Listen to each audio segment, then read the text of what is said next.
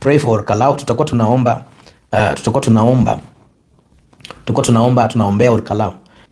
Nimeona kina Kalonzo wakitoa press conference wakisema hivi na hivi, wakisema kura itaibiwa. Unaona uongo ile imejaa kwa siasa ya Kenya. Sasa hata IBC ikitupatia the right results, kama ni upande wa Gachagua tutasema wameiba. Kama ni upande huu mwingine, ni upande wa nani, tutasema imeibwa.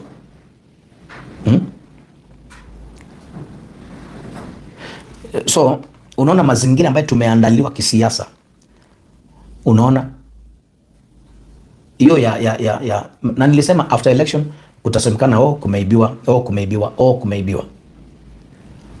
Unaona, because in the realm of the spirit niliona green. In the realm of the spirit niliona green ikiimba, nikaona green ikipiga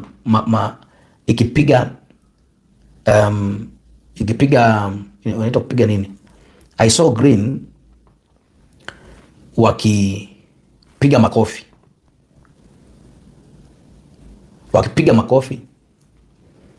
wanakaa kidogo wanapiga makofi.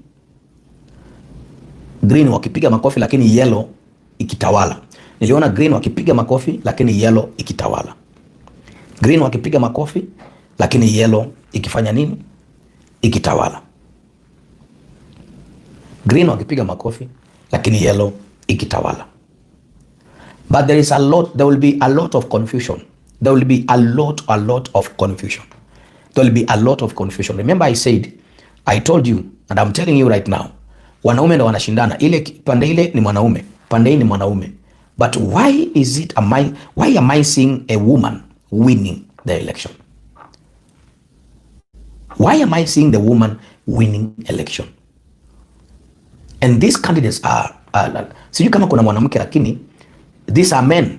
This yellow is a man, green is a man, but I'm seeing a woman winning the election.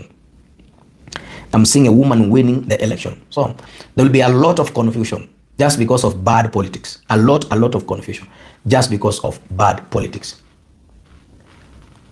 Na watu waseme tumeibiwa na vile wameiba. Unaona vile unaona wameiba ndio wataiba, sijui vitu kama hizo. You see? So we have to pray for Olkalau. Tutakuwa tunaombea Olkalau ili waweze kuwa na peaceful election. Mtu asinyang'anye ndugu yake meno, asivunje ndugu yake mguu na nini na vitu kama hizo. Because at the end of the day siasa itaisha. Kila mtu ataenda kwake nyumbani na kuenda kufanya 1 2 3 kimaisha at the end of the day. So let us remember Olkalau. Hebu andika hapo shalom Olkalau, kila moja kwa comment section tu andika tu hapo shalom Olkalau.